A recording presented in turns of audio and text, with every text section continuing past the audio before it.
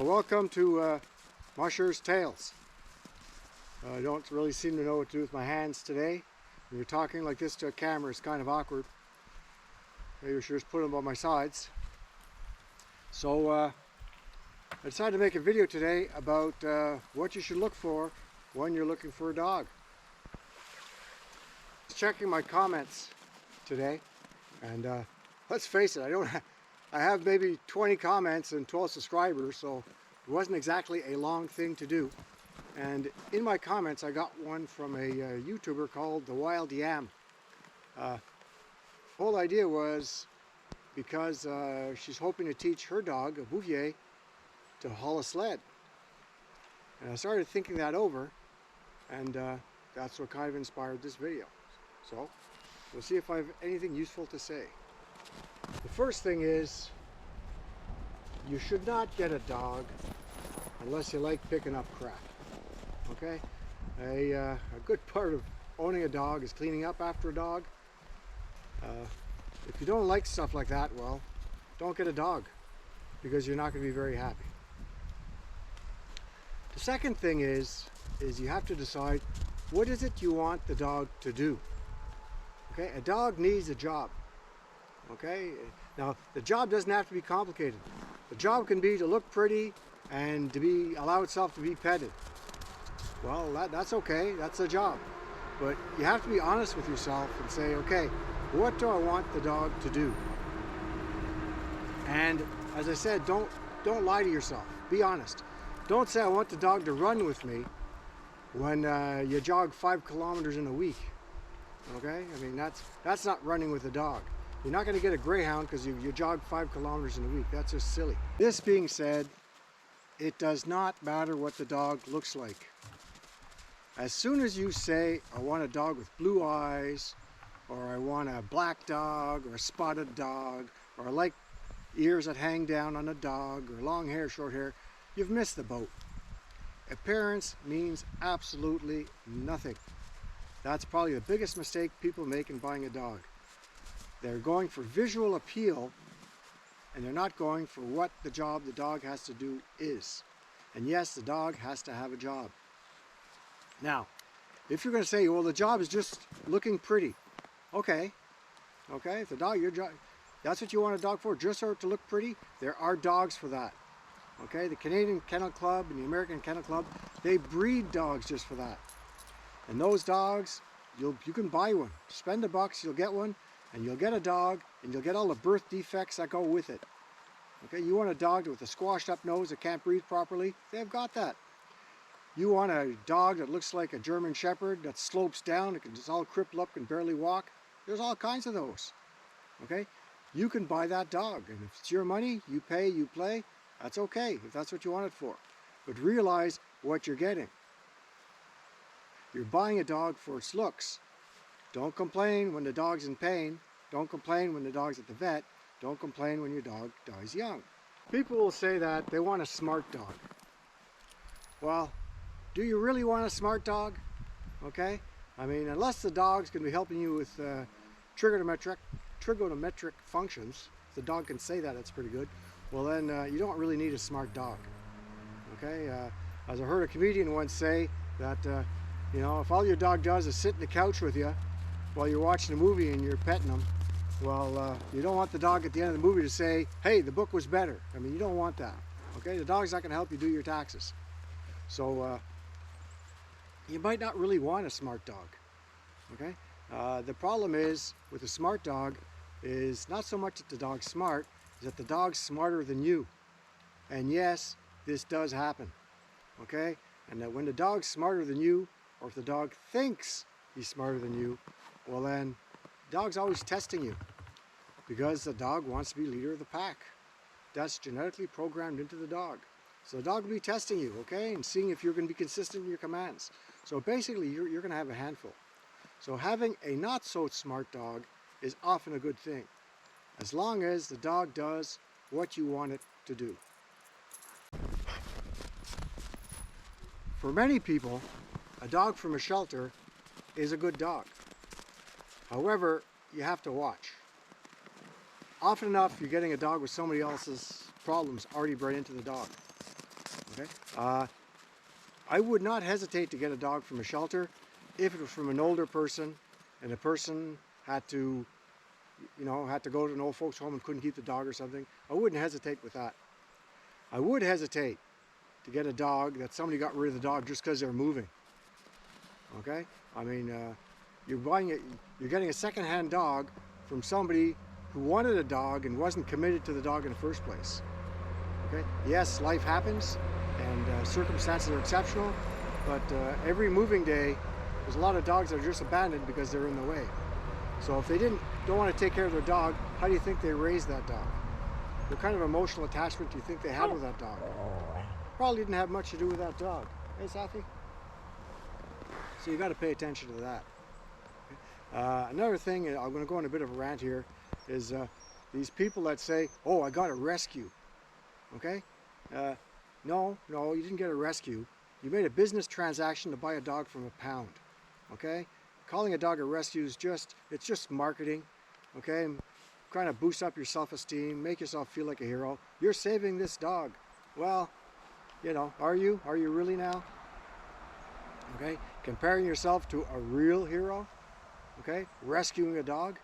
I mean, you bought a dog. Okay? So it's not any more noble than anybody else. So a woman decides she wants a dog.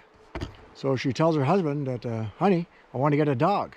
And the husband's really not keen on this at all. So he's trying to find all kinds of reasons why they can't get the dog. And finally comes up and says, well, listen, like, where's the dog going to sleep? And the woman says, well, the dog will sleep in our bed with us. And the man kind of shrugs and slaps his head and says, yeah, but what about the smell? And his wife says, well, not really a problem. The dog will get used to it just like I did. Getting the dog and not caring about the looks also entails trusting the breeder. In other words, when I get a dog, I'll tell you the gender I want. Okay? I'll tell you the size I want. I'll tell you the characteristics I want. But I'm not going to pick out that dog. Okay? I have picked out dogs after watching them. Something I enjoy to do. But I'll spend more time talking to the breeder. Because he knows those dogs better than I know those dogs. I have no problem buying a dog over the phone and getting it shipped on a plane to me. Done it lots of times, I'll be doing it again. Never saw the dog. But I did my homework on the breeder. I know what the breeder's reliable, I know they have references, I have a feel for their knowledge. And I also know that if I give them the characteristics that I want, they're going to do their best to match that litter of puppies with the characteristics I want. Reason being is, they care about their dogs. They want the dogs to be happy. So, if you want a timid dog or an aggressive dog, they know which one that is. They want the dog that's wrestling with the others or the dog that's minding its own business, they know which one that is. Which dog's chewing everything up, they know which one it is. So you have to trust your breeder to give you the right puppy for your circumstance. And to be able to do that, they have to have accurate information. An upfront breeder will tell you right now that you live in an apartment building, don't bother getting this dog. Happens all the time with Huskies. Okay? People, I want a blue-eyed Nordic dog. They're very pretty. Yes, they are pretty. Okay? Mushers call them Kodak dogs because they take a nice picture. But those are the same dogs you see in a picture and the sofa's all torn up. Couches in pieces. Okay? Why? Because it's a high-energy dog, and because it's a high-energy dog, it has to move, and if it doesn't move, it's going to make a mess. The dog's made for outside. Okay? If the dog's made for outside, for a cold climate, you don't want to get it for jogging on a beach when you live in a condo. A lot of common sense, but when buying a puppy, common sense often is not there.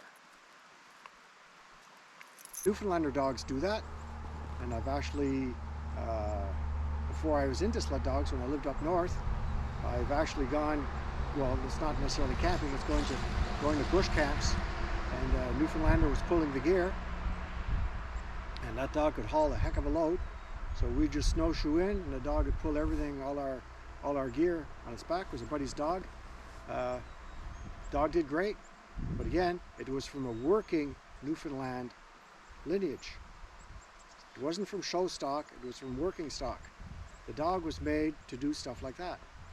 And it's the same thing with your Huskies. You can have Huskies that are made for shows, but then you have your working Huskies. They're not the same animal. Same thing with your Malamutes. Okay, Malamut's a big, strong dog. Okay, and they have these giant Malamutes, but many of them have never put on a harness in generations. Okay, they're bred for their appearance. They're not bred for their ability to work. If that's what they're bred for, the dog might not be able to do it. And even if the dog does do it, there might be health consequences. So again, it's the thing of doing your homework.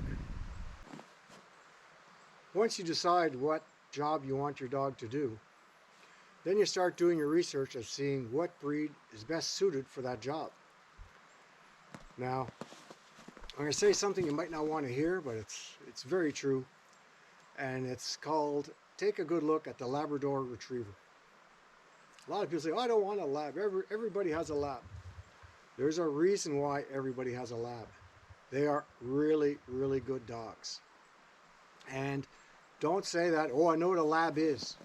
You don't know what a lab is. Okay? Inside every breed, there are basically sub-breeds. Okay, so in other words, the lab that they use for as seeing eye dogs isn't the same as the lab that they use for hunting. I've seen labs that are made for canicross, for people who run long distances. Even if you look at the dog, okay, doesn't look like your typical lab. Okay, they don't have the same body shape. Inside the lab breed, there are many sub-breeds. So the dogs are specialized, and you'll find this with a lot of dogs. Okay, you'll find this with a lot of hunting dogs compared to show dogs. They're just the people breed the dog for a specific task. Okay, give you an example. I mean, if you're looking for a beagle, okay, you want a cute dog. Okay, well, you know, the beagles they make for experiments to check out your cosmetics that they're not dangerous for you aren't the same beagles that run rabbit trials. Okay, yeah, they're both beagles. Okay, they're both in the same breed, but they don't have the same characteristics because one's bred to be stuffed into a cage and experimented on and tested on. The other one's bred to run all day. It has to have a good nose. You can actually have beagles now that don't have a good nose. Okay, they can't follow a track to save their life. So some characteristics can be bred out, which is why it's important to do your homework. However, some characteristics are never bred out. Okay, any beagle's hard-headed. Okay, they can't breed that out. They're independent. Their hounds are going to be hard-headed. Any of your muscle dogs, okay, like your Rottweilers and other similar dogs, and your boxers, okay, when they bite, they're going to hold on. They're going to hold on. You can't breed that out. Okay, that's still there. So that's when they have these laws against specific breeds of dogs. That's the reason why. Okay, people don't know what they're doing. They buy these dogs. They think they can control the dog because they're special and they're talented and so on and so forth. But not the case. The wiring's there, and sometimes things don't go as planned. So once you decide what the job is, start looking for a breed that does what you want it to do. And there's one out there. I mean, the dog's been domesticated for 10,000 years, and there's dogs for absolutely everything. And from there, investigate your breed and inside that breed. Because just because you find somebody who raises that breed of dog does not mean that particular breeder or that particular line of the breed of dog will do what you want. So it's something to pay attention to. And when we're talking about breeders, be wary of your backyard breeder. A lot of people are in there just for the money. Okay, and you know, you can buy happiness by buying a puppy, but boy, you're gonna have your heart broken. Okay, I mean, with a dog, you're always gonna have your heart broken eventually. It's inevitable, but you don't want to be looking for it. And when puppies go for $1,000 to $2,000, Okay, guy has a litter a year. Well, there's $7,000 or $14,000, of which maybe $10,000 is in his pocket easily. Well, the temptation is to have a lot of those puppies, have a lot of the litters, and then also all of a sudden you have health problems or character problems, and you have a broken heart. So something to watch for. Look for somebody that's been doing it for a while. Check out their references. Check out their lifestyle. And read about what the dog is supposed to be like in looks and characteristic. And then talk to the guy and see, are his dogs fitting that characteristic and those looks. And you can do that by questioning, okay? If the guy wants it, I mean, you're paying big bucks for the dog. If he won't talk to you for an hour on the phone, we'll go somewhere else. If you're not worth an hour of time to spend $1,000, well, you know darn well the guy's just in there for the money. Any breeder I've talked to, they'll talk your ear off, they'll talk to you all day, and they want their dogs to be well. The serious ones are. And if they know you know what you're talking about, well, all of a sudden you have a buddy and your time just flies and they realize you know what you're talking about, that you've done your homework. So that's kind of important. There's places where I haven't bought dogs from because I got the wrong signals. I was looking one time for an Irish Terrier, and basically the person was telling me that you know, her dogs were made to guard Rolls Royces, and it was like, whoa, what's this? You know, I don't want a dog to guard a Rolls Royce. I want a dog that's gonna, you know, chase squirrels in the yard, keep the neighbors' cats away if there's any, which there's not, or you know, if something comes in the yard, like a bear, something's gonna bark, that when I'm dog sitting, I'll hop on the sled and come for a ride with me. You know, just like a company dog, a smaller house dog. And I realized this person here didn't have what I wanted. They were selling an image, they weren't selling a dog. So be careful of that too. Okay? The dog's appearance should not matter to you at all. That should be the last thing you're looking at. Okay? Now, I had a good friend of mine who he'd had a beagle when we were kids, and then he got into some hunting dogs, and he was of the opinion that, you know, there are some good-looking lineages. There's some dogs lineages that can do both. Okay, I mean, they could hunt, do what he wanted, and they could look good. Okay, they could hunt and compete in the hunting trials, and they could also compete in the show trials. So he went that route, and he got a really good dog, really good hunting dog. But 3-4 years old, dog blew a hip. $5,000 later, dog blew the second hip, and dog's not hunting anymore. So kind of a sad story. Buddy's not hunting anymore either because he passed away this summer. So that kind of sucks. But yeah, the second dog he bought, because he kept the first, and his wife still has both dogs, he didn't care what the dog looked like. He actually got the runt of the litter that nobody wanted. It was a great hunting dog.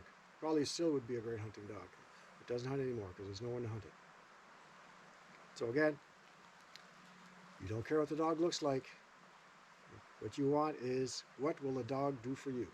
And again, the dog, what it does, doesn't have to be anything complicated. If you just want a dog, I want it for company. I want to be able to pet it. Okay? I want it to be happy when I come home. Hey, there's a dog for that. There's a dog for that. Thanks for watching. Hope my thoughts on this give you thoughts prior to your purchasing a dog, especially a working dog. Hope I didn't sound like I was pontificating or ranting too much. Possible that I did, but either way, thanks for watching. Till the next time.